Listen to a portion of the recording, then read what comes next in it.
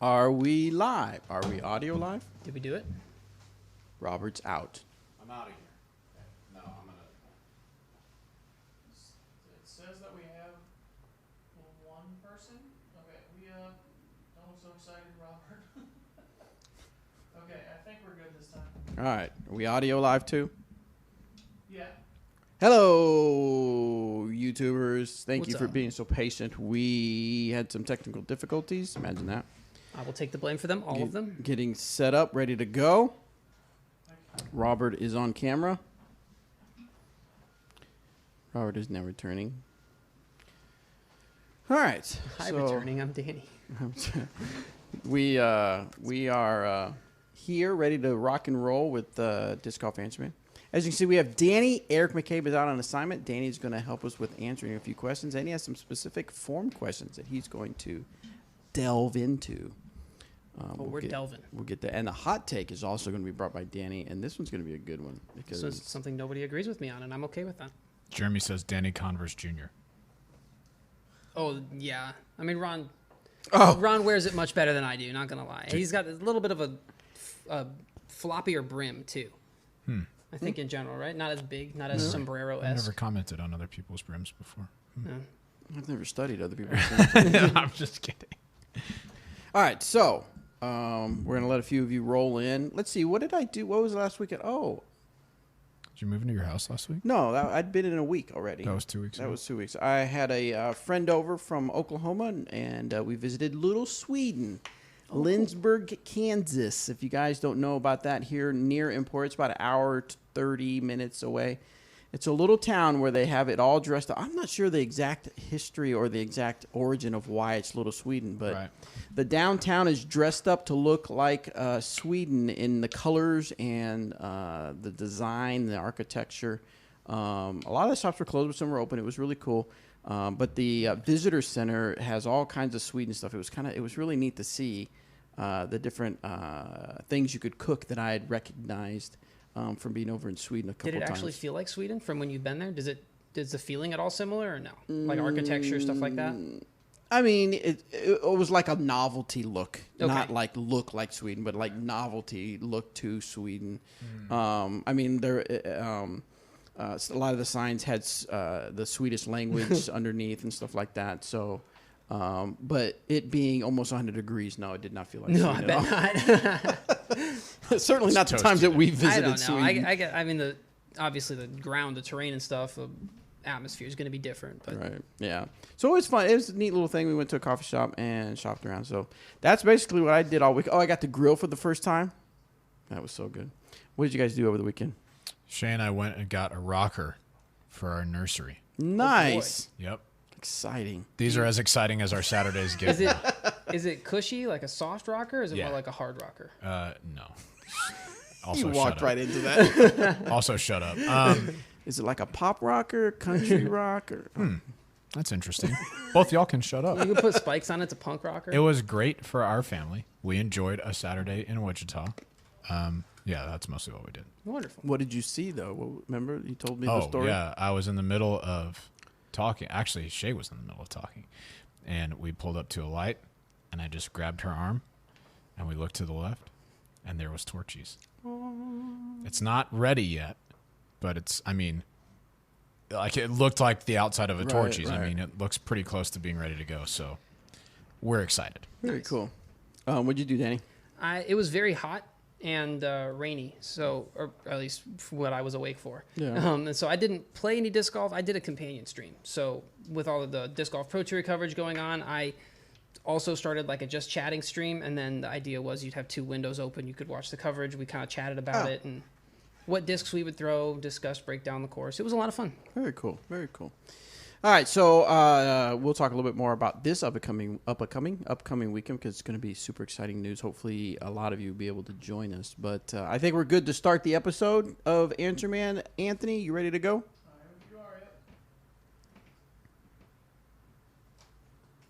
Hey everybody, welcome to this episode of the Disc Golf Answer Man. I am Bobby Cool Daddy Slick Breeze. I have with me Robert McCall and Danny Lindahl. Oh, I can make him rhyme now. Hey. Nice. Nice. It worked perfect. I needed to change my name to Brizal.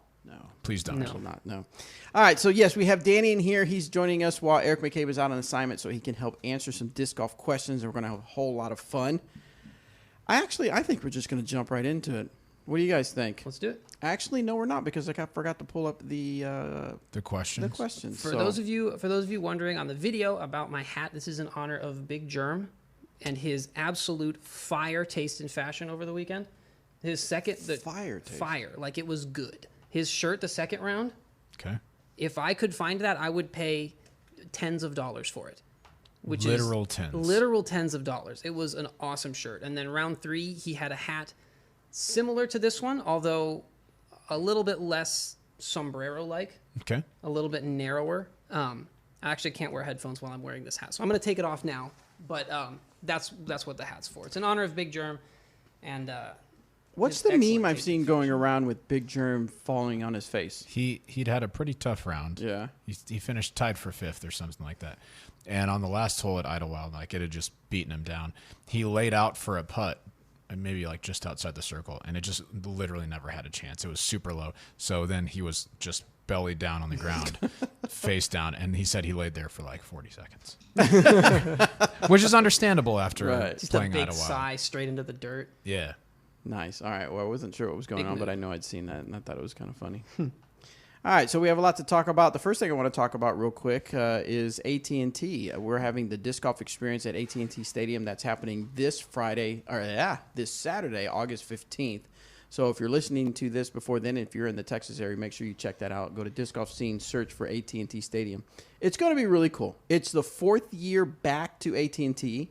But it's the number 6 as far as number 7 as far as doing a stadium event, and it's just a unique experience. So if you haven't done it yet, I highly recommend it. If you've already done it, I recommend you come back and doing it. Do we know what the discs are that you get in the players pack? I don't think we're saying until we get there. Oh, okay. So I know it's going to be something good though. I think I saw Doug said it was emailed to the people who signed up. There you Did go. I see that? Maybe. I don't know. I don't know. But if you've never played in one of those, throwing discs on a football field is just a crazy best. experience. It's so cool.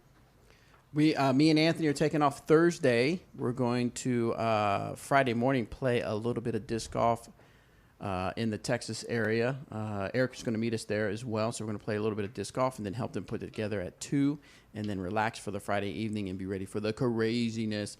There are tee times, which is really cool, and they start in the morning, go all the way through to the evening, so there's plenty of spots left. Like I said, you go to Disc Golf Scene, sign yourself up, sign yourself friends up. There's different player packs you can get. Or different levels where you get a player pack, you get a player pack, you get to play, or if you just want to watch. We did have VIP player experiences where you get to actually go up to the second level and throw down to the star. You have a little taco bar, but those are sold out. So you're like, why are you telling us this? Well, because if we do it again, make sure you get on that VIP experience because they'll go really fast. So, all right, now I've got the form up. How about we get to some questions? Yeah, let's do it. As always, guys, go to discgolfanswerman.com. Submit your disc golf questions. Oh, yeah, we have SpeakPipe back up. We have 2. We're going to do those today. Send in those voicemails. We love hearing your voice. This one's from Martin. Hey, I predominantly play forehand, and I'm relatively new to the game. I live in Norway, so most courses are heavy with trees. I have an EMAC Truth, of course, and I can get that to go pretty straight. Do you have any suggestions for a straight disc similar to the EMAC, but will go a bit further? Preferably a flatter one, though I realize that means less glide. Does he mean a faster one or just the same speed? I think faster. At least that's what it sounded like. I would assume so, yeah. If the EMAC Truth is pretty straight for you, then the Explorer should also be pretty straight for you in a fairway driver form. If the Explorer finishes a little bit more left than you'd like, then you might try out either the Maverick or the Escape. The Escape's going to be a little bit faster. The Maverick will feel a lot more like an Explorer. But if the EMAC Truth is pretty straight, the Explorer will be pretty straight. Yeah. Sleeper pick, Culverin. Yeah, also good. Also good. I've never I don't think I've ever picked up a Culverin other than to probably show it off on Yeah. video or something. Am I Romantic in the chat said they did email out the discs to competitors, and they're a Fusion Bounty and a Retro Moonshine Pure. A Fusion Bounty? Yeah.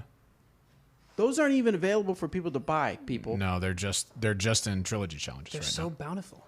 So They're actually not bountiful since yeah, Oh, they're that's right. the opposite That's of the bountiful. opposite. Well, at Trilogy They're challenges scarce. they are. So if you want to play, if you want to get a bounty, sign up for Trilogy Sign up. Challenge. No, now, a lot of people will ask, can I buy the disc even though I don't play. This is how we work it. You can only get the discs if you play in the player experience, or if you purchase the player experience, the player pack. And then if we have any left, we'll come back with them and put them on the site. But that doesn't always happen. Yep. So, like I said, if you're in the area, come on by. Do it. The area would be Arlington, Texas, where AT&T Stadium's at. This one's from Mitch. Do you think it's our... Probably not Pickleball Mitch, is It's it? possible. Hey, if it is, hey, what's up, Mitch? What's up, Mitch? If you're watching, hey, what's up, Mitch? We'll see you tonight. This is the guy we play pickleball with. Cool. Other than my Wardens, my favorite disc in my bag is the Westside Hatchet in VIP plastic. Man, I still love the Hatchet. It's a little too flippy for me now, but I love it. I can throw effortless hyzer flips out to about 340 feet, and it's the disc I throw when I need something to go right-hand, backhand, when I need it to go right. I love this disc, and I'm looking for other fairway drivers to complement it. After my T-Bird got too beat up for my liking, I picked up an Opto Explorer.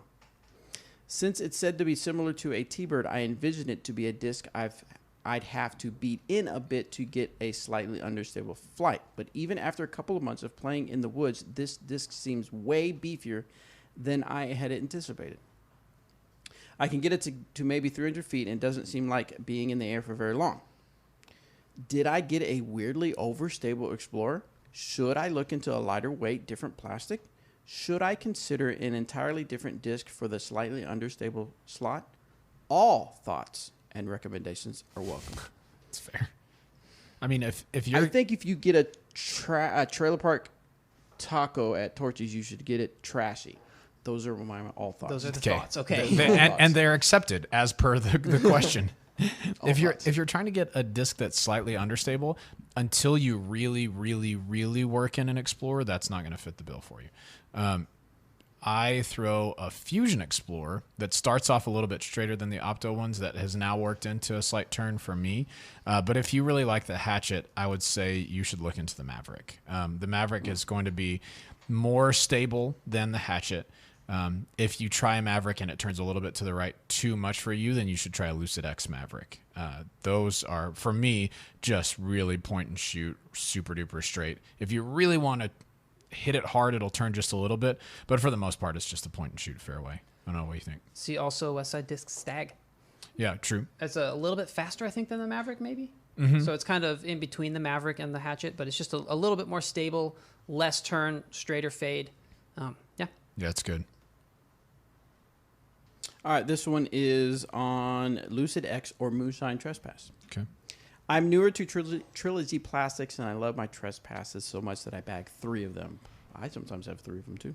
Have you, or is there any plan to make an Lucid X, as I would love one just a bit more overstable than I currently have? Well, you're in luck, because we actually do have a Lucid X Trespass. That is actually Eric McCabe's Tour Series disc. From last year. What is... Oh, that's right, Lucid X. Yeah. Do we still... Then we probably don't have any, do we? That's correct. My bad, dog. You might be able to find some if you go like ISO pages on Facebook or things like that. Yeah. People might have them lying around. So yes, they are definitely a thing. So you hopefully can find Or some. they might be even TFRs. Maybe. I don't know. So he says, I tried to get one in Moonshine as well as they are out of stock. If not, what would you recommend that would be a comparable to a Trespass but more stable? Thank you guys, and keep the Lord's work. What do you think, Danny? As far as we talked about how to find a Lucid X Trespass, Moonshine Trespass is going to be fairly similar to the Lucid. It has a little bit more finish. Fun fact about the Moonshine Trespass: the first GBO I played, the most overstable disc I had was a Moonshine Trespass. Yeah, that was a mistake. It was a double circle 8, 2 of them. That much of a mistake. As far as just a little bit more overstable, I would get like a Fusion Raider, something in a little bit lighter weight, because the Raider is generally a good bit more overstable than the Trespass. But in the Fusion plastic, in the lighter weight, it's going to be pretty similar, and it's going to help you stand up to those headwinds a little bit better. That's what I would check out. Nice. Our buddy Mitch said that wasn't his question, but he's listening. Aww. What's up, Mitch? Thanks for joining us. Thanks for joining us, Mitch. We'll see you tonight. Yep. What's up, Mitch? Let's do it. All right, next one is from Jason, and this is one that Danny had handpicked for him to answer. Ooh. This one's on humidity. Humility? Definitely not humility. I Humidity. handpicked this one to exhibit my great humility. Have you heard about how humble I am? Let me tell you I all made about myself a trophy for humility because I knew nobody else would do it. Yeah, Go right, for right. it. I live in central Indiana. Summer gets extremely humid. I find that on 80-degree days, which feel like 95 here, I have a hard time controlling the direction of my discs. So this may be a stupid question, but I'm relatively new to the sport. Is there any simple way of eliminating this problem, or is it just a condition I have to get used to playing under? In summary, humidity. Why'd I do that? Why they do that? P.S. Thanks for all you guys do. I've been playing. I've only been playing seriously for about 3 months, but I love the sport so much. I'm constantly trying to find ways to help grow it in my small community. Sharing the podcast with my friends is one of those ways. Keep it up, guys. Awesome. Jason, thank you so much for sharing the podcast. We really appreciate it. We hope a lot more people share our podcast. So what do you got to say, Danny? So humidity and grip on discs, grip strength, you can combat that a little bit with things like a sport sack or a whale sack or getting some dust on your hands or just finding out a consistent way to grip it. But usually if the amount of grip, either how hard you're gripping or if there's a difference in the humidity or something like that, is if that's causing a big difference in your release angles, you're probably rounding. So rounding is when, rather than pulling the disc straight, you're pulling the disc on a curve around your body. So it means you're either focusing too much on spin or you're not able to reach back. However the disc is doing it, it's on a curve as you pull it rather than going straight towards the target. And if it's on a curve, your grip strength or how much friction you can create between the disc is going to change the release trajectory quite a bit because it's just going to pop out whenever it does. But if you pull the disc on a straighter line, then your grip matters a lot less. It still matters some because you will release early even if you're pulling straight if you don't have a good grip, but it matters a lot less if you're pulling straight. So my encouragement would be to check out the video on the Dynamic Discs channel, The Beginner's Guide, the top 5 backhand mistakes, or video yourself from behind and you can see if the disc, from the peak of your reach back, if the whole disc can kind of see the target, if the disc has a straight path forward from there. And then as you're throwing, try to make sure the disc comes in between your shoulders rather than staying behind them. And that usually will mean that the disc is on that straight trajectory, and that should help you get a lot more consistent and accurate release. Nice. Excellent. Yeah, definitely go to our YouTube. Just go to youtube.com/dynamicdiscs. And on the front page, you'll see one of the playlists is basically of Beginner's Guide. And it's just so much good information to help. Even it's called Beginner's Guide, obviously for beginners, but anybody can learn from some of the lessons that are out there. Hey, Chris Carpenter coming in hot, $5. Thank you, Chris. No comment, just $5. Thanks, Chris. Appreciate that. I saw that Doc Sin had man. a $2 super chat earlier, but it's the message has long since disappeared. Oh, Doc, send it in, or no, Send it give us again. another $2, Doc. Oh, here it is. Here it is. He said a little Swedish fish on the grill. Yum. No, there was That'd be not. sweet. It was just burgers and chicken thighs. Nice. Oh, and we did cook some ribeye steaks. Hey yo. Come on, and they were thick ones. Come on. Did you do the reverse sear like we were talking about? No, I did my. Come on. I did my dude. method, and they were perfect. No, they weren't. Yes, they were. No, they weren't. I wasn't there, but I feel like they weren't. So Do you think he means the candy? these are the rules? What? Swedish fish candy? Probably That so. would not grill very well at all. No, would it ruin really the grill. wouldn't. I'm down to Hey, try it. hey, but seriously, reverse sear 'em next time. I'll try it. Bobby, Mine was act good, like though. you care. I do, and no, mine turned out you delicious. don't care. If you don't reverse sear, then you don't care. I finished. You know, the thing I really love is I finished mine off with in Reynolds wrap so that the residual heat cooks it, Yeah, okay, got it. and then you put a nice thick pat of butter on Oh the yeah, steak. of course. Dig it. 100% dig it. So good. We got a Greek seasoning from Rectech, and like Greek seasoning for I don't know if I've ever had Greek seasoning just by itself, and I mixed that with butter to make a garlic butter for those tomahawk steaks we did. You shut up. You shut your mouth. Anyway, $10 super chat coming in from 10? Nathan. Yeah, Nathan, and he sent in one of the dancing emojis. It's a pear that's dancing, and it says #1 fan. Thanks, Nathan. What's his name? Nathan. Nathan Model. How much time do we have? Does it have the little ticker where it's whatever? No. You know where it shows how much time he has? Yeah, that just started a second ago. Okay, well, we're going to dedicate a little time to Nathan. Okay, cool. That's probably going to be up there for 4 minutes. Well, we won't do it for all 4 Okay, minutes, but but- I just want to, Nathan, you're a good guy, man. Hey, we appreciate We you. appreciate all that you do. We'll call this the Nathan Minute. I hear he keeps his word really well. He does. He returns things that he borrows earlier than he says he would. No way. Yeah. He probably says I'll be there at 5, and he shows up at 4:50 because that's the kind of guy Nate is. See, but that's also kind of rude sometimes because, like, what if I'm preparing dinner? He's and also you show up prepared to sit early? in his car and wait. Well, he sits in his cars and waits. Yeah. Oh, okay. And he'll text you and say, that's hey, I'm respectable. here. He's So- ruggedly good looking. Oh, nice. Hey, so anyway, Ruggedly. thanks, Nathan. We appreciate you and your $10 and your dancing pear emoji. Can he dance? I bet he dances He like probably no other. he probably reverse sears his steaks. On to the next. On to the next. All right, next question comes from Rob. Love the show, Robert the Hair McCall. Bobby, cool, Daddy Slick Breeze, and Eric can't be faulted for his parents not naming him Robert. That's a good point. Okay, you guys rock. This question is mostly for Robert. Oh, hey, what's up? When rules questions come in, or when questions come up in a round, how often do you rely on your memory versus going to the book? I've played with guys who insist they know the rules but can't cite them, and then get shown the actual rule, which is a variation of what they said. The reason I ask is around 4th of July, our episode, you had a question about optional relief. You said that there was no optional relief other than that to go back to the T-pad if there wasn't something in the way. Okay. Spawned an argument between me and my buddy. Ooh, I'm interested. And I found Rule 803.02 Part D. Okay. Love to one up my buddy, but hoping you keep it real. You said 803.02 Yeah. PDGA. Okay, it says relief Part from D.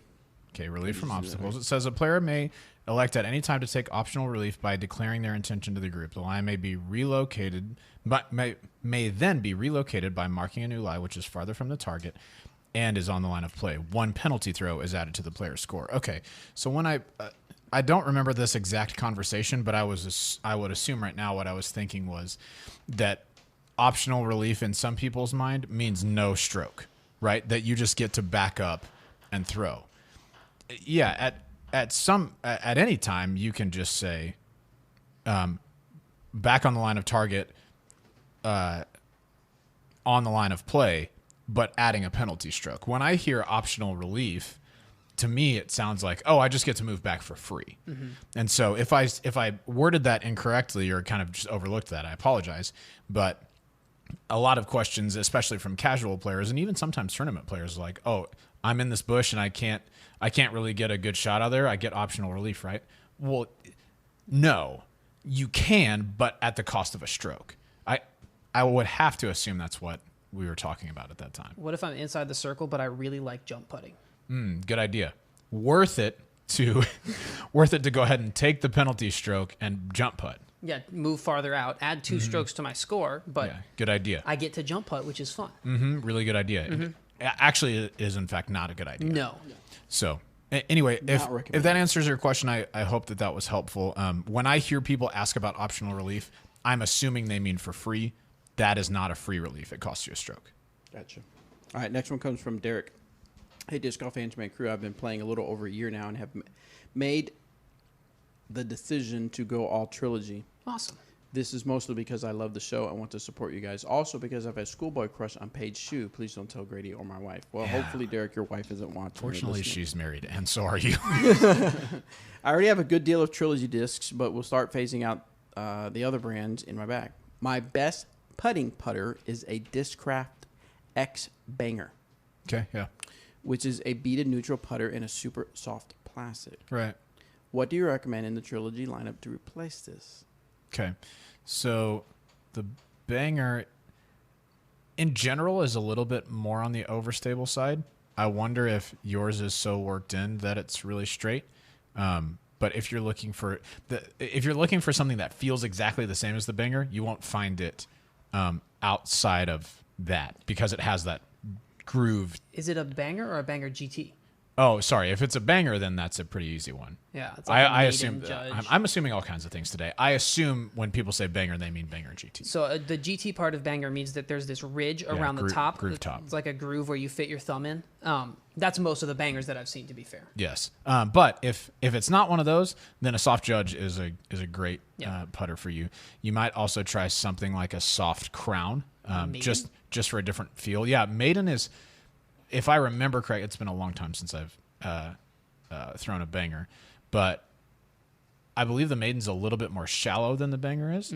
But that's going off memory from several years ago. Yeah, it's been a while for me as well. But I would say maybe a soft crown or a soft judge. Either one of those would be good. Or wait until 2021.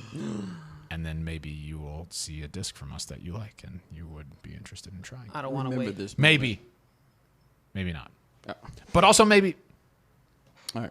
That's it. All right. Next one is from JJ. Hypothetical situation. Hey, guys, thanks for what you do for the sport. I got a hypothetical. Ready? Ready. If Macbeth would have waited till Wysocki did to change sponsors. What? I'm reading it. Okay, as it says. that's fair. That's totally fair. And both started at the same time. In other words, if they both changed sponsorships at the same time. Gotcha. Yeah. What do you think the success rate would have been because it took Wysocki a little longer to get used to his new discs than Macbeth, but Macbeth also had a few months head start? Do players get to go in their closet and bring out old sponsor stuff if they kept it? Oh. I'll answer the second question. Yes. I've seen plenty of players keep some of their old stuff either for sentimental reasons or they thought maybe they would sell them off in the future. But I've seen plenty of players go back to their old stuff if they return to a former sponsor. Or I've seen giving discs to your friends who are still on the team, and then when you come back, asking for those discs back. Definitely seen that. So, what do you gentlemen think? Do you think if Macbeth and Wysocki had switched at the same time, would they be? What did he say? Would the success rate would have been different? Oh, what do you think? I don't know. It's different for all players, I think, is the rate you get used to new plastic. Someone like Big Germ, when he switched from Prodigy to Innova, it took him a little bit to get used to it. And, I mean, that's expected. And he was on Discraft before that, so, I mean, he'd had some Innova experience, but like years and years and years before. Mm-hmm. Paul, I was definitely surprised at how quickly he picked up the new plastic and started performing at a top level. I kind of expected it to take a little bit, which proves you never underestimate Paul. But, I think Ricky took about as expected as far as the time to improve. So if they did it at the same time, I mean, obviously Ricky took a little bit longer, so he would have taken a little bit longer to get up to speed again. But No, go ahead. Here's my opinion. If Ricky and Paul Macbeth had switched sponsors at the exact same day, and all things being equal, meaning in their life, there's things going on in their life, were the same,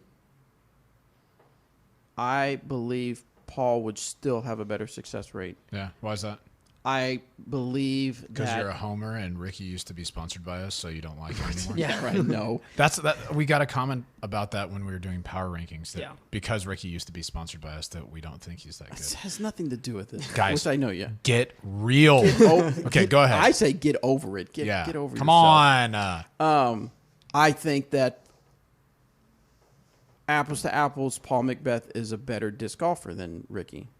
Across the board. Across the board. Sure. And that's the thing. I think that, however, I think that switching sponsors, to me, the effect it has on a player's skill and performance, I think, doesn't have quite the impact that some people would think it would have. Right.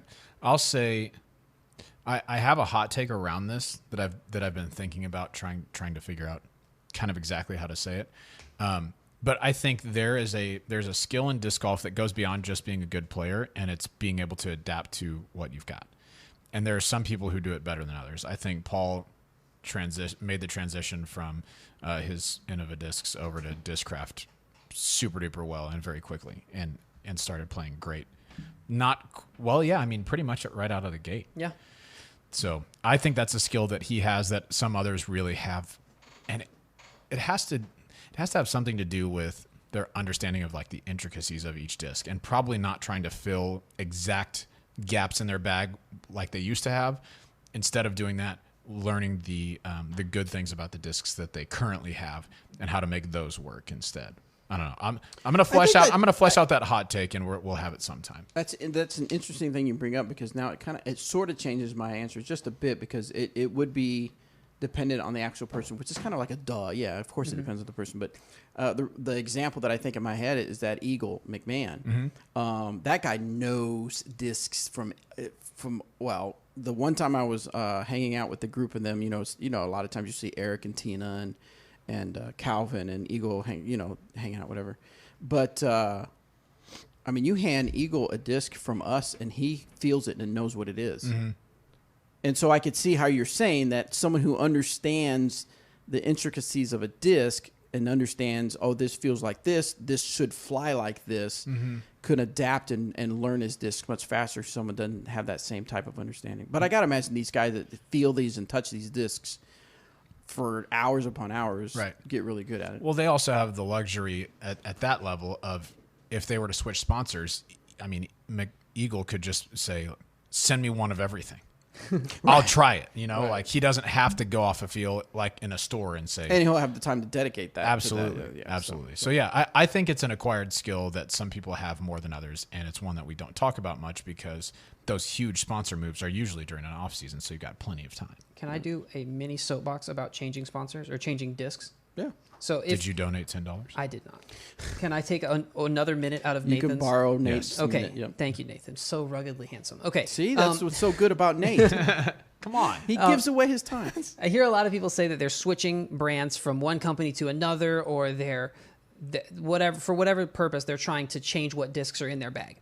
If you have a disc that you know how it flies and you know what it does, and you look for another disc from another company that flies exactly like that disc, you are going to be looking forever. Yeah, you're going to be disappointed. Or, even if you look for another disc from the same company that flies exactly like that disc, it's not going to happen. When you're changing what discs you throw, you can't throw a new disc like any other disc. You have to throw them, learn how they fly, and appreciate them for what they are, rather than forcing them almost unnaturally to fly like what you already know, even though you don't know the new disc. Yep. So basically, if you're changing brands, grabbing new discs for whatever reason, appreciate the discs for what they are rather than trying to force them to fly like something else. I agree 100%.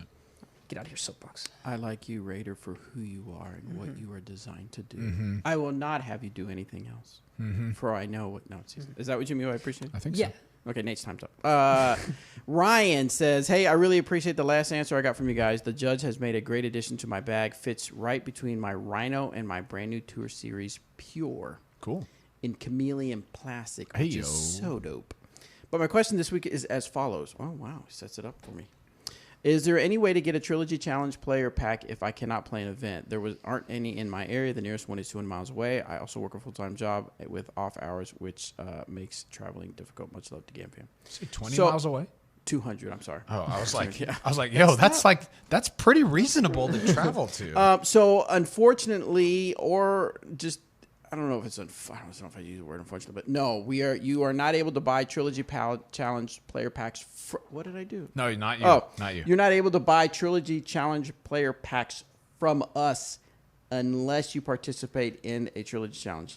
When I say from us, what I mean is sometimes when a TD or somebody hosts a Trilogy Challenge, they may buy, let's say they buy 40 packs and 35 people show up to their event. They have 5 player packs left over. They typically will go on Facebook and they will sell those player packs.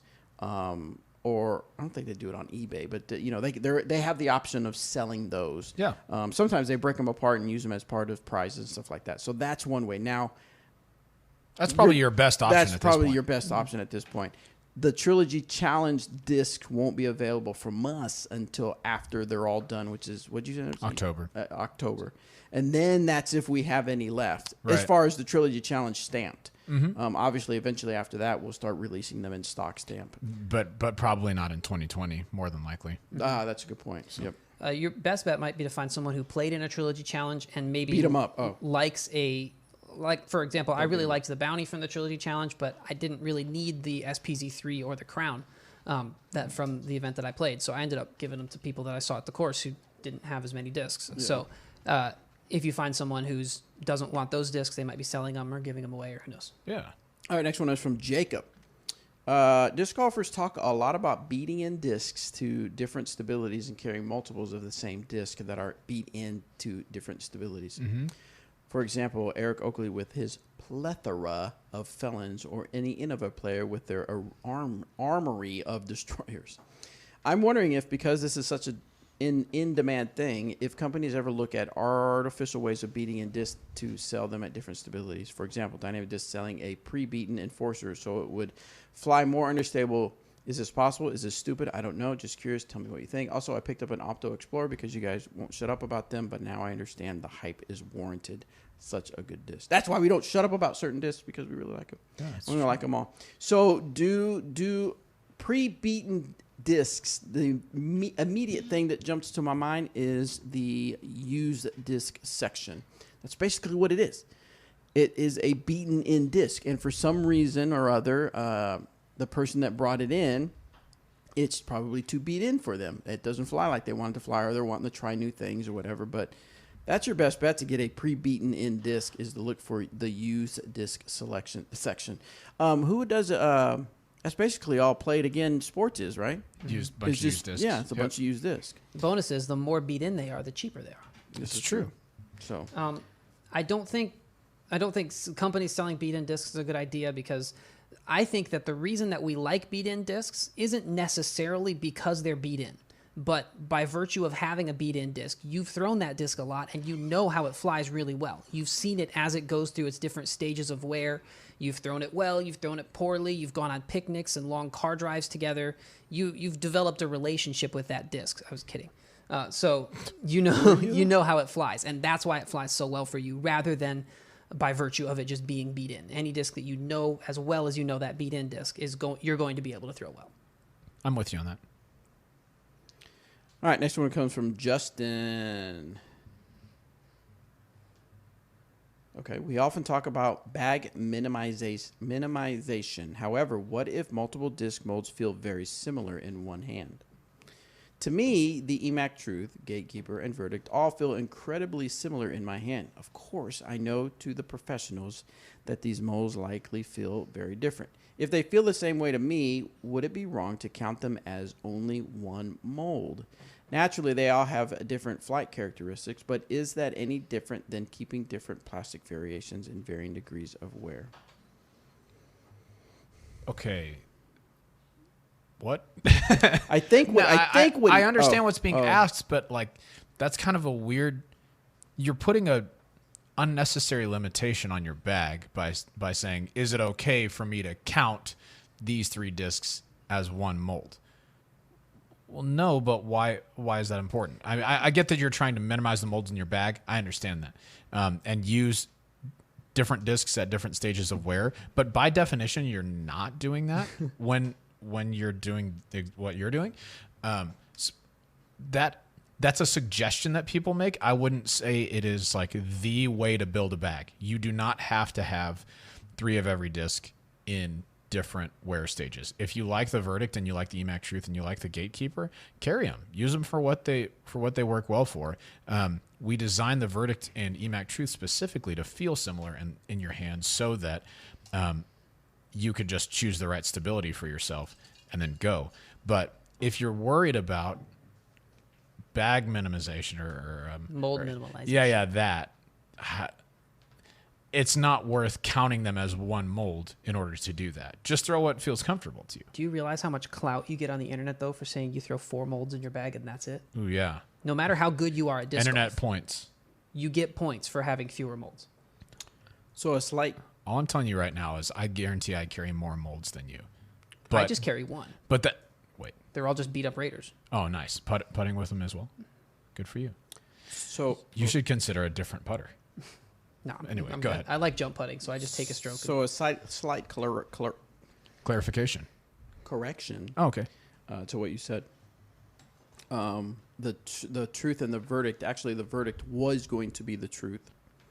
But it was Eric said it was too stable, but it's a really good disc, so we should keep it. So they named it the Verdict, and then the Truth came out. Okay, I'm saying we design our mid ranges to feel similar in Sure. the hand, I'm just saying that particular one, yeah. but not the EMAC Truth. He said the verdict and the EMAC truth. I'm saying when we design wings of our mid-ranges. Right. I wasn't calling you out. I was just saying. I'm Why confused. if you don't see the video, he's getting really mad. No, I'm not mad. Wait, Robert, put I'm your just shirt back on. confused Danny, that like can you get in the middle? we go out of our way to design them so that they feel similar. Absolutely. So that that's what I'm saying. Correct. But that correlation doesn't exist between the discs that he's talking about, because it wasn't the verdict and EMAC truth that was. It was the verdict and truth that was. So, yeah, Bobby was being a little bit pedantic, but Robert just out pedanticed him by that much. Boom. Get pedantic. Got Get it. pedantic. I'm right still. He's ticked. Next question Definitely not. is from fishing. Oh, we should wait till Eric comes back. This one, the subject says fishing.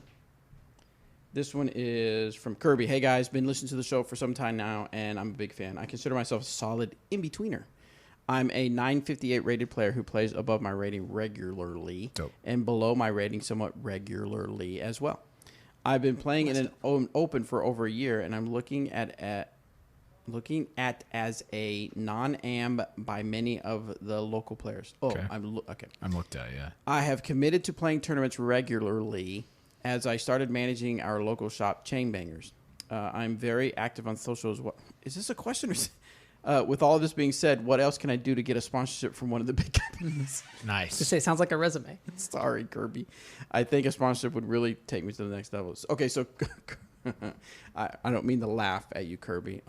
It's just this feels less like a question, but more like a "Hey, can you sponsor me?" type thing, which I guess is a question. So this is a question that we've actually asked. I've been asked a lot. So I would suggest you go to dynamicdisc.com/sponsorship, and that'll give you a lot more information on what we look for as far as sponsorship. Next one comes from Anthony. I host a recreational bag tag challenge tournament every year on a temporary course at a local ski hill that we design and build just for the event. The place you take overall in the tournament is the bag tag number you start the new year with. Oh, that's interesting. Yeah. Yeah. Cool. Last year we had 3 divisions, Pro, Am, Rec. Top 3 of all 3 divisions just won trophies. This year we wanted to offer a men's and women's division and not break them down to Pro, Am, Rec. Also, this year we added $450 total cash for top 3 of both divisions, thinking that having cash as a prize instead of just a trophy would get more interest. But we're not getting the response we hoped for. So my question is, are people more willing to join a tournament with a better chance of winning their division instead of having to compete against everyone? Should I change it back to the 3 divisions or run with the 2 and see how it goes? It's interesting. I've done this thing as well where everybody shows up to a mini. You all play one round, and that's what decides your tag for the year. Like, Yeah. I've done that a whole bunch of nice. times. If you're going to split into divisions, that's fine. You can have people enter in different divisions, but I think you should still, if you're using this to get tags, stack scores in the order that they actually are. Instead of going, 1 through 15 go to the open players, 16 through 30 goes to intermediate or whatever it is. I think for something like tags, I don't mind it just being a tag thing. Like, just go out and have a fun round, and if you play well, you get a low tag, and if you don't, then you got some work to do. That's the way it is in Emporia. Mm-hmm. There's no entry fee. You could pay for the ace pot if you want to. You no buy prize. and you buy a tag, Yeah. which is $5 or something Yeah. like that. That's it. So I don't know. I mean, if it's not getting the response, maybe ask the people around why they're not signing up. Or Yeah, that's interesting. I think if people are going to play if they have a chance at winning. So if you want to maximize, I don't know, a lot of divisions is kind of appealing to some, but on the other hand, it's a lot more work for you, and plus it lessens the prizes for everybody because it's more split up. Mm-hmm. So I don't know. It kind of depends on your area. yeah, Ace Run Productions, $4.99 super chat. $4.99. He says nothing to contribute, but a thumbs up. Thank you. Thanks, Felix. Appreciate that, man. Thanks for the constant support. You the man. You're a nice guy. All right, we're going to jump on to SpeakPipe. We have 2, and I believe we have it working. Get ready, Anthony, just in case it blows up. What's up, D-Game crew? This is Shay from Philly with a question about a lost disc. I was spotting for a tournament, and unfortunately, the first person to throw his disc went OB across a path. I've done that. I marked the spot at last crossed and went back to spot for the rest of the card. When they approached, we saw that the disc had landed in a large patch of very leafy growth that was no more than a foot high. We searched rigorously, including after we stirred up a yellow jacket nest and I got stung. Ouch. But we never found the disc. Would the thrower have to return to the tee pad to rethrow, on his third stroke for a lost disc? Or is he allowed to play from the group's agreed upon spot where the disc last was in bounds? Thanks for the info, and as always, keep it real. This one's super easy. If there's in the OB rules, if a disc is presumed to have gotten lost OB, you play it as though it's OB. Yes. This is correct. That's pretty cut and dry. Option B. Yeah. Now, it sucks that there's a spotter and you lost a disc, but that's happened to me too. And sometimes there's just nothing you can do about it. Like, it just happens. Why'd they do that? Yeah. Spotters. Why do Why they do do that? that? But thank you for all you do. Yes, thank you for spotting. Let's see. Sammy has a scenario. You are playing a round of disc golf, and when you get to the next hole, you see a 325-foot par 3. Okay, sweet. Water extends the entire way, Nice. but you have the option to lay up on the right about 160 feet. Okay, sweet. I would love to hear from each of you. What disc are you throwing? How are you throwing it? And why? One rule, you cannot use the EMAC Truth. Why would that be a rule? Haha. Love the show and everything you do at DD. What would you throw, Danny? Is it wide open? I told you what he told me. All right. If it's wide open, I'm going to throw my Biofusion Verdict because it's very similar to an EMAC Truth. If it's wooded, yeah, Biofusion Verdict, kind of a flip up little because the Biofusion is a little bit more beat in, straight shot. If it's wide open, I might throw Lucid X Getaway or a Felon, but probably Lucid X Getaway. If I'm playing the 330-foot shot, 325 325-foot shot, I'm probably throwing Explorer. Just, it's a nice, 75-80% shot. Comfortable shot for me there. If I'm playing the layup, I'm throwing a Warden. Or I guess a Cenis if it's really windy, but mostly. Hey. You seen this? I forgot about the layup. Yeah. But yeah, I mean, for me, the 325-foot shot's an Explorer most of the time. I could get an EMAC there if I wanted to.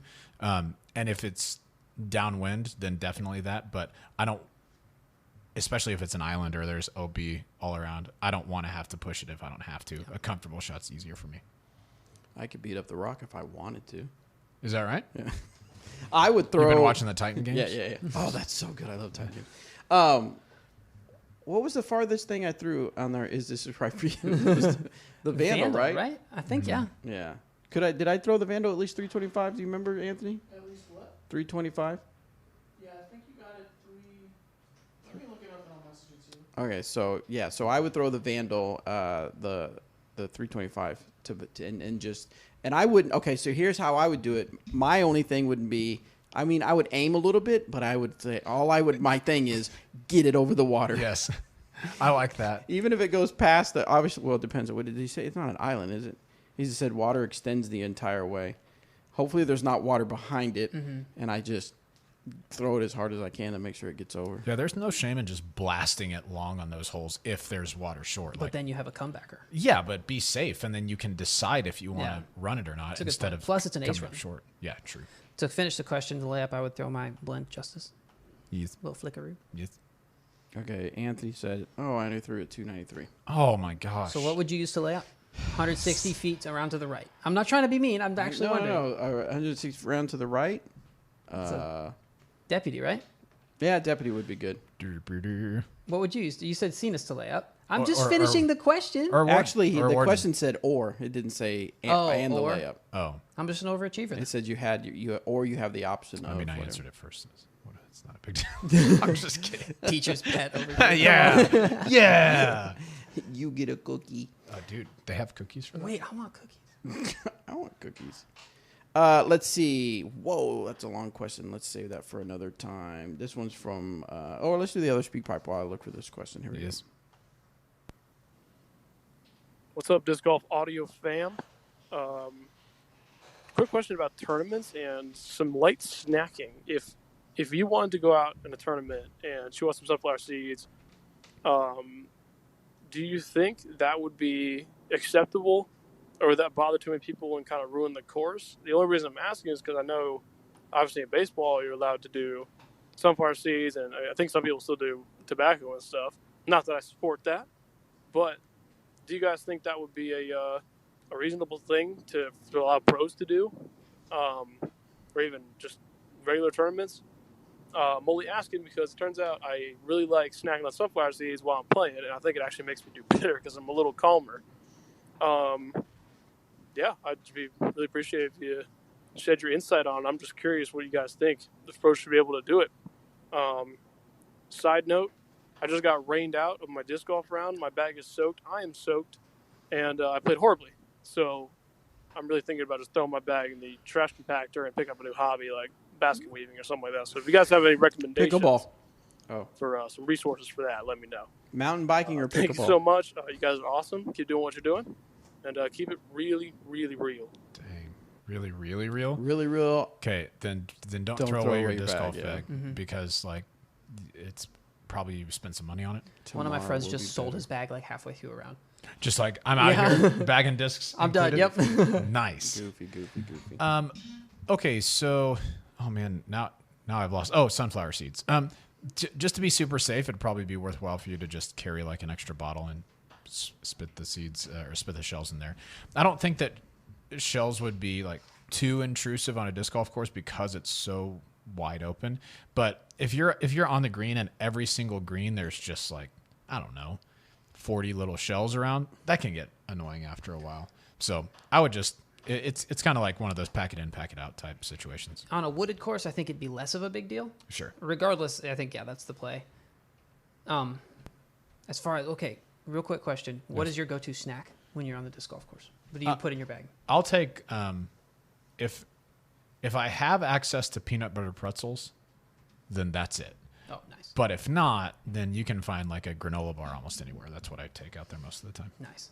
My first intermediate win, I was going to do a playoff. Nice. And I sometimes get shaky if I don't get enough food. And my buddy Danny Ebner had a blueberry muffin. And he saw that I was shaking. He's like, hey, you want this muffin? And I was like, sure. And I just grabbed it and ate the whole thing while walking to the tee pad for the playoff. And it worked. Won. Yeah. So blueberry muffins are my favorite. Dude, I love blueberry muffins. Have for forever. Bobby, what's your mid-round snack go-to? I like to have a Laura bar. Mm-hmm. Those are good. Or a Nature Valley granola bar sometimes.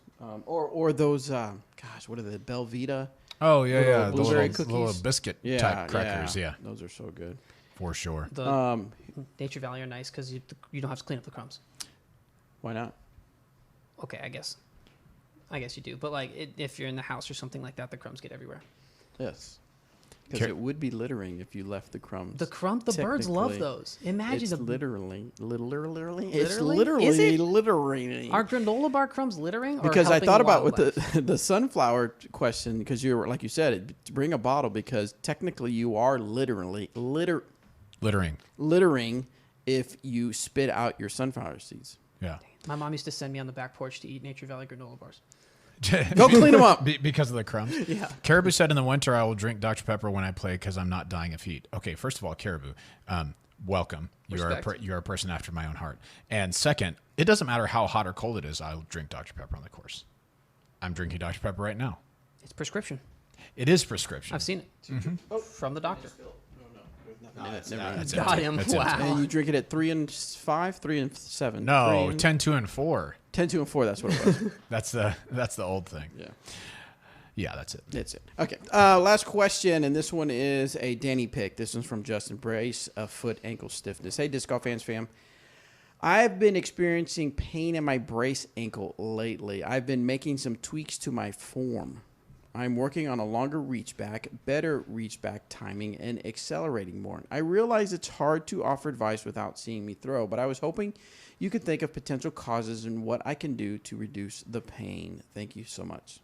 So the first thing with any pain is I'm not a doctor. You should probably talk to one if you're having pain. So hashtag not a doctor medical thing, disclaimer out of the way. If you're working on reach back timing and things like that, it sounds like the root issue might be your balance. It's very common for people to lean backwards as they reach back, either because they're moving too fast, or sometimes if you see people jump as they X step, that'll just take their feet and scoot them in front of them, and that means they're leaning backwards at that point. Or if you're trying to reach super far back to throw it really hard, that means you're leaning backwards as well.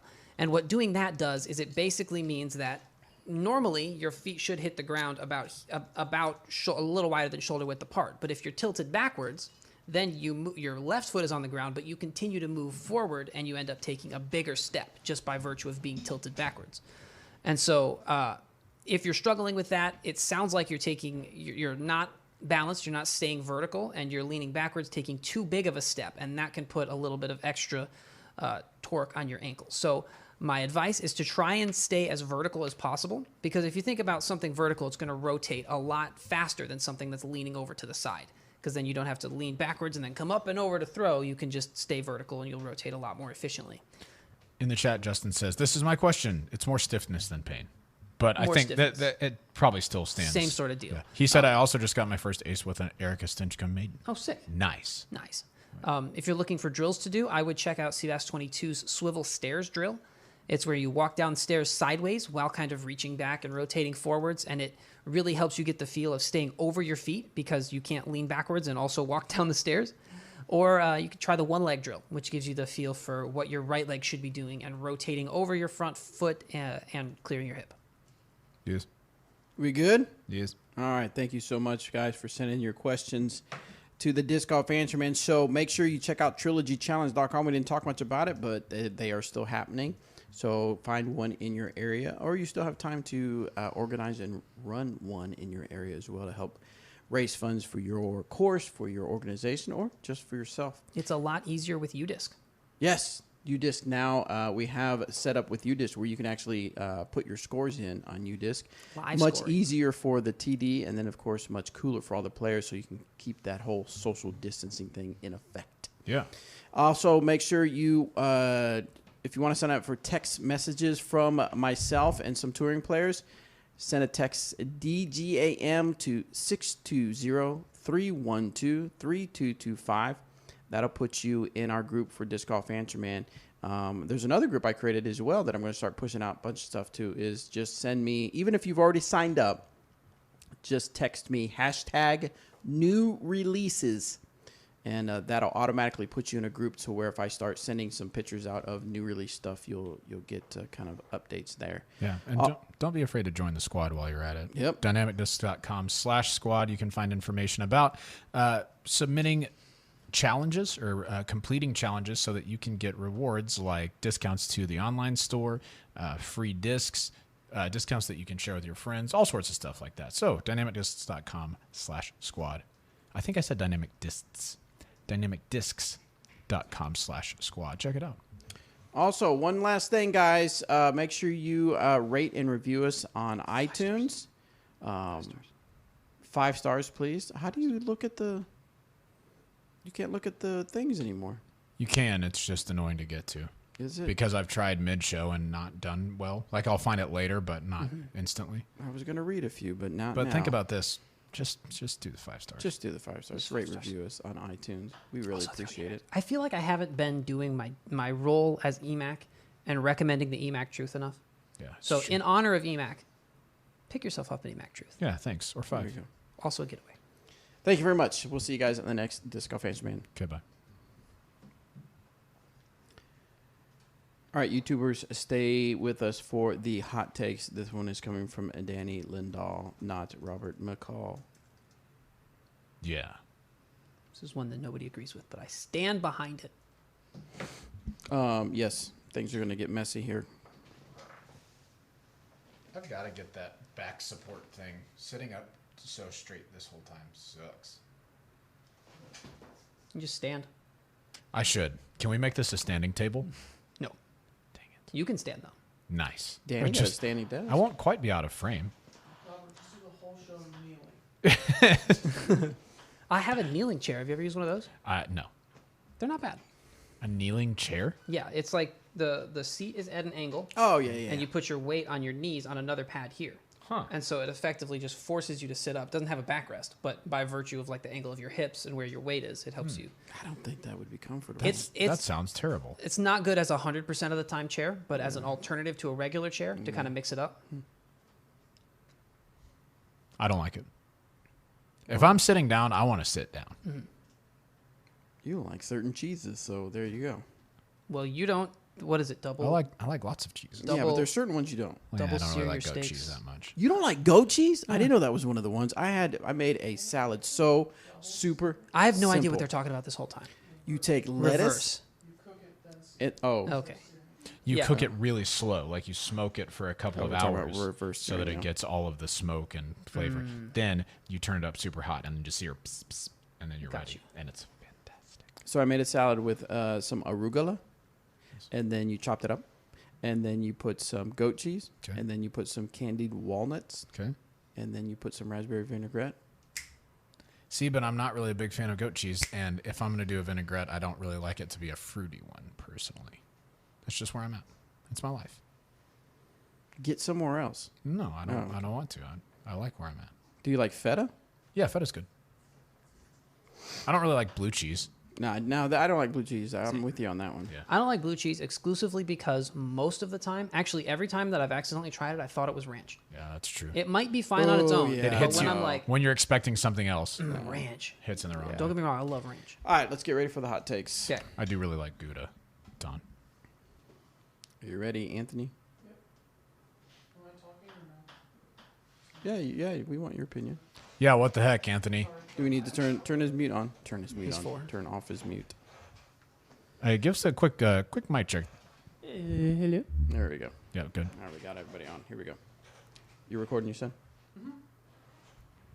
Welcome to another episode of Disc Golf Hot Takes, where I, again, forgot to come up with an intro, so we're just going to jump right into We it. need Nice, like good. a catchface for hot I know, takes, where the yeah. takes are hot and, And the tacos cakes are hot. are not. There you go. Cakes are not.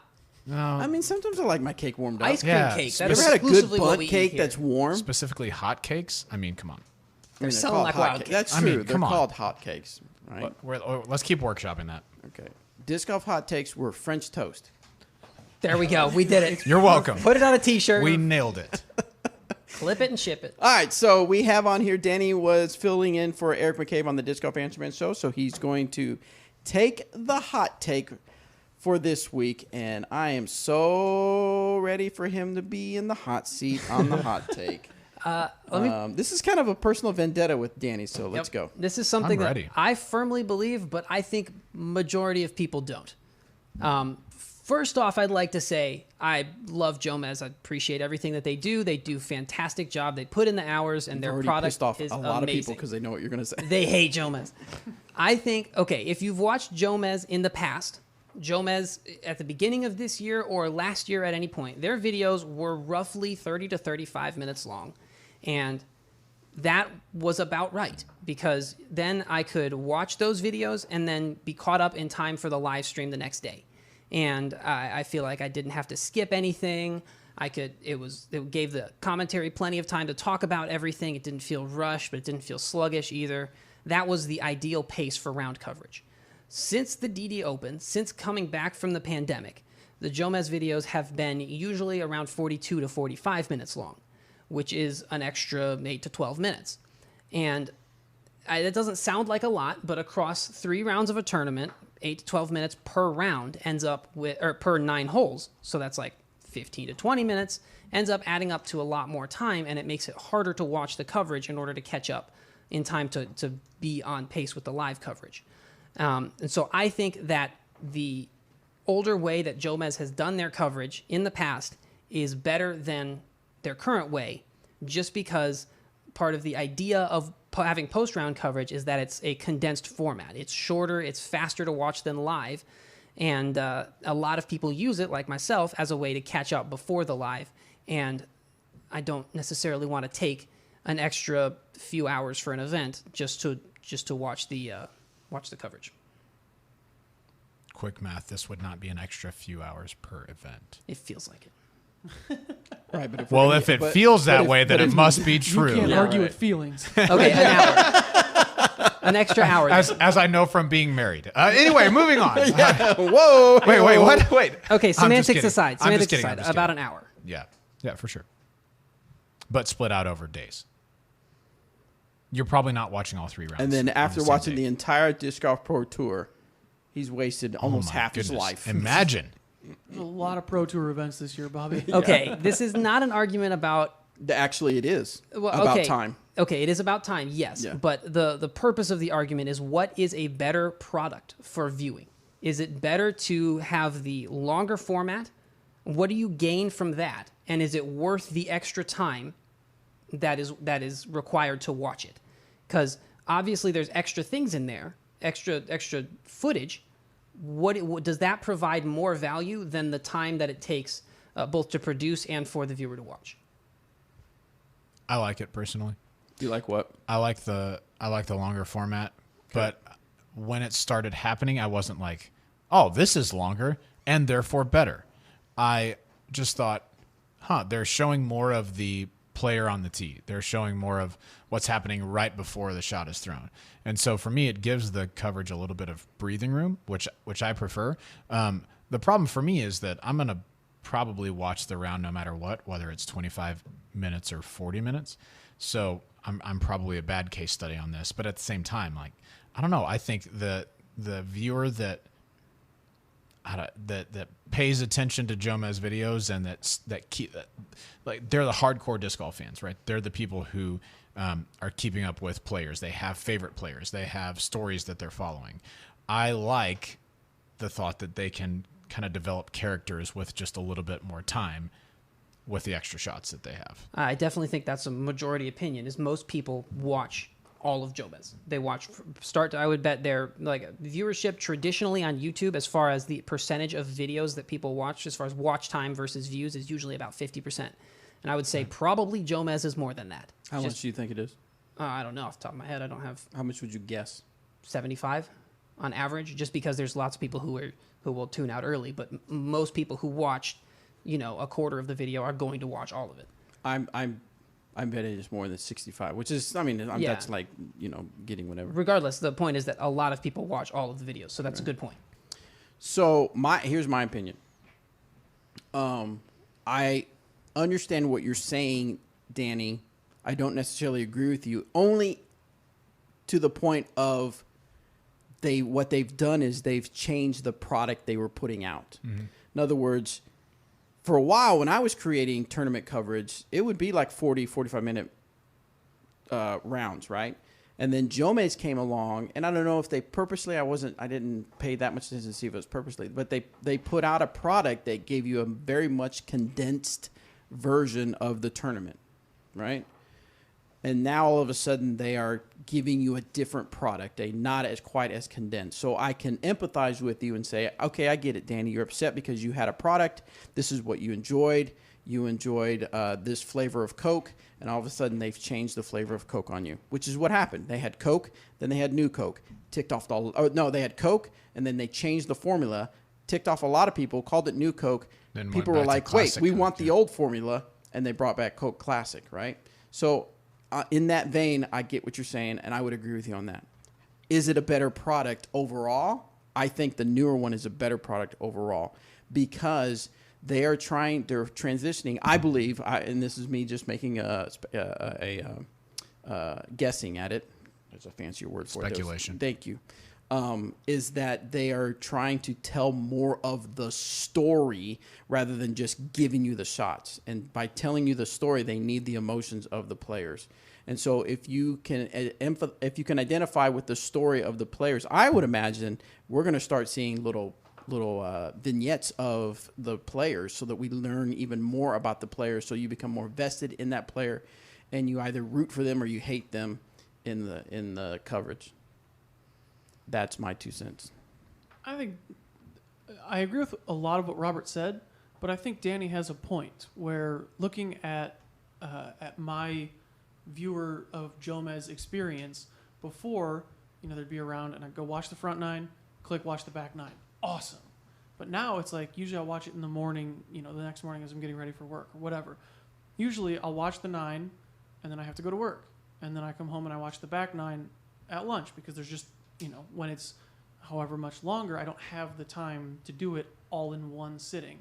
And so I think you said it's a better product. I think objectively it might be better, but I think like subjectively it could be better for Danny to be shorter, or for me if it was shorter, because I don't have that hour and a half to watch around. Right. I have an hour, but I don't want to watch 12 holes. I want to watch 18 holes. So now I have to watch 9 and then come back and, oh, that's right, Paul did birdie the last 3, so he's going for 4 in a row now on hole 10, whereas before it would just be, okay, cool, front 9's over, boom, into the back 9, here I go. And therein lies the rub. Without asking your permission, and I say yours because you brought up the argument, I'm sure that applies to everybody that agrees with you. Without asking you, they have changed the now product that you've changed the become product, and accustomed now to. your habits have to be different because now you've gotten into this zone where I'm 30 minutes, I'm in and out. That means, like you said, I can get up. I know I got to get up 30 minutes early so I can get this round in before I go to work.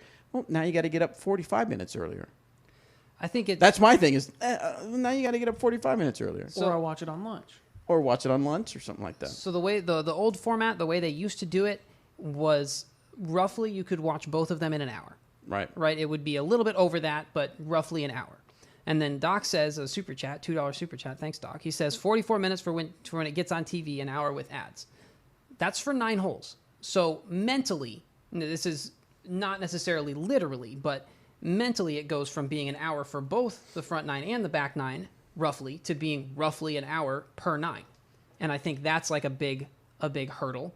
Also, the extra time that comes, if you haven't been keeping up with Jomez, the footage that they've added to make it longer is usually their reaction cam, but of the pre-shot routine. So it's a few seconds of the player as they're, wiping off their hand before they throw a shot or lining it up as they're looking down the fairway. And I don't think watching that for every single shot adds that much value. I think watching it before a key putt or somebody who's in a close moment when it's a high pressure situation, watching them there to build that story has a lot of value, I think. And I had no problem with that. But watching it for every single throw is kind of pointless to me. And there's people who are going to say, oh, just skip it on YouTube. Number one, I don't want to sit there and skip while I'm trying to watch. I want to put it up and watch it and not have to sit there and hit skip or next or whatever every time. Sure. And also, the parameters for skipping don't ever fit exactly what it is. So it ends up, I'm going to skip the pre-shot routine. Oh, this disc's halfway down the fairway. Okay, so I'll go back on this one. And it ends up taking way longer in the long run. Sounds like a first world problem. It is this whole thing is very much a first world problem. But Okay. Yeah, that's and again, like I said, I get your points and I see what you're saying. I think you've just become accustomed to YouTube viewership, which it seems to be condensing. And we've talked about, as a media, we've talked about this, how like the phenomenon of, making videos 6 seconds long because of the time, people's attention span. And we've all read, I believe now it's if within the first 3 seconds, if you don't capture someone's attention, you lose them at a faster rate now. Watch any Mr. Beast video. Correct. The first 3 seconds are, what's up, guys? However, again, this is my thinking, is that now the demographics are now shifting because that's think about it, the Super Bowl or the World Series, or people watch that on TV. You have no choice of taking out all the fluff that they put in there. Mm-hmm. You have to watch it if you want to watch the Super Bowl, if you want to see what happens. I think that's a difference between live and post-produced. Definitely. This is true. That's true. That's fair. Sure. That's fair. Okay, so let's address the elephant in the room, and I think this is probably one of the reasons that this happened is for longer videos have more space for ads. Look, Jomez has to make money somehow. Everyone who puts content on YouTube makes money through ads. And the longer your video is, the more ads you can put in there without it feeling overly done with ads. If you do it manually, you can put them wherever you want. But I've noticed on YouTube lately that the places that do it automatically are getting way more ads put in there by YouTube. Like, it feels like a huge jump across the board. So from Jomez's perspective, I think what they're probably thinking, and I haven't heard them talk about it, I haven't heard them ask about it, but what they're probably thinking is, look, here's a little bit of extra value that we can provide by helping people feel like they're at the course by showing what it's like when people are getting ready for a shot, what the shot looks like, what they're reacting to afterwards. And as a result, they can get a little bit more money out of it as well. And for me, that makes a lot of sense from a business perspective. I understand that that's a little bit longer than people might enjoy, but I like having people be there. Like I like feeling like I'm on the course with the players. Did you ever feel like you weren't on the course before though? Like with the old coverage? But see, when it gets to be so fast, there's not a lot of breathing room for that. And if you don't see any pre-shot routine, if you don't see any reaction, then it's just a highlight reel. This kind of feels like almost like a mini production of some like the drama that unfolded on the course. I mean, did you miss that before? I didn't know that I missed it until I now have it. Oh, I felt that when watching the old Jomez. I think a lot of the arguments are like, a lot of the arguments for the current way that Jomez does something, they were also doing in the shorter time span. They make it feel like you're at the event. They did that before. They accomplished that with the drone shots. They did have some reaction shots in there and things like that. They just didn't have as much fluff as a pre-shot routine. Or they say it gives the commentary time to breathe. The commentary had plenty of time to breathe before. It's not like they would finish up a thought as someone was teeing off, but it's not like they were scrambling to get the whole description in or scrambling to get anything else done. I would argue to you on that is that you've never commentated on those, so you don't know if the commentator felt he had enough breathing room or if he felt rushed to get that information out there. They wouldn't stop talking. There's a lot of dead air, which is great. It makes the coverage breathing. But Right. if they were doing that, then there wouldn't be as much breaks without any talking. Right. So what I was saying is that, yes, I felt kind of like I was at the course when that happened, but now it's much more like you kind of get an inside look at what's happening. That's what I like about it. And before you and I talked about this, I didn't even think anything of it. Now that you've said it, I've gone back and looked at both. I do prefer the new one because it feels more like you kind of get like an inside look at what these people are thinking. It's one of the things that I love about what's happening on the PGA Tour right now because they don't have any fans. They have mics next to players, and so you hear so many player-caddy interactions, and it's like it is enlightening as someone who likes to play golf and likes to watch golf that you get to be a part of that. That's a live thing, so it's different. But having kind of the curtain peeled back a little bit is what I like about it so much. That's kind of what I feel like is happening here. I don't watch nearly as much disc golf on YouTube as you guys, but what I have watched in the past few years, I would say there were times that I watched, and I don't know if it's necessarily Jomez or other covers, but I felt like the cuts and the edits were much too fast. Like I don't feel like I'm at the course. Yeah. I don't get that feeling. You just feel like you're watching a video. Sure. I'm just watching a highlight reel or a recap of what happened. Okay. But I get that. I mean, now and the disc now on the podcast when we used to do what was the show we did where we would Inside the Circle? Inside the Circle, yes. And it was like, okay, I got to watch this before the podcast. I could appreciate the shorter. Right. I like the shorter versions, but that was the purpose of it. But if I wanted to sit back and enjoy a nice round and the emotions of it, I don't mind the extra fluff as long as it's good fluff. Yeah. So, And to be fair, I think that I'm wrong as far as majority. I don't think anybody agrees with me. Yeah, somebody put in chat that Jomez did a poll, Yeah. and you're in the vast minority. Yeah, I mean, I I'll wish I accept would that. know the numbers of that. Yeah, I'd be interested just for me to know. So I don't think that they should change. I just think there's an argument to be made. This is a fantastic hot take as a result because like this is an opinion that not a lot of people share, but it's arguable from both sides. So I have enjoyed it. And also, I don't want to say Jomez sucks now. That's not at all what I'm trying to say. Yes, I'm that's still not what- watching and that's everything. That's what I'm taking away I'm from not this. trying to like criticize Jomez, hate on them at all. They're obviously putting out fantastic coverage. I'm going to watch all of it anyway. It's just I preferred the older product that was still theirs and still very good, just better. Also, Yeah. real quick, we talked about the ads for YouTube. We've had some people comment and give us feedback where it seems like we have a lot of ads. And at first I thought, well, YouTube's just changed the algorithm. But when I looked deeper into it, there are a lot of ads. And from what I'm gathering is that YouTube is putting in ads where they naturally feel that what was the word I used? Like there's natural breaks. Natural breaks. Yeah. And I think that's affecting Disc Golf Answer Man live videos more. Because we have question, talk, break. Right. Question, That's the only talk, thing talk, I can talk. think Yeah. of. So like Anthony said, it was almost every 3 minutes. And so there is a way for me to go in and see, okay, take that ad out, take that ad out, take that ad out, so that there's more breathing room in between the ads. So that I bring that up to say, yes, we're working on it, guys. Yeah.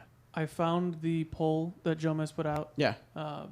Basically, they asked, have you watched it? Have you noticed the difference? The answers were, yes, I love it, don't love it, shorter vids are better for me, or I didn't even notice.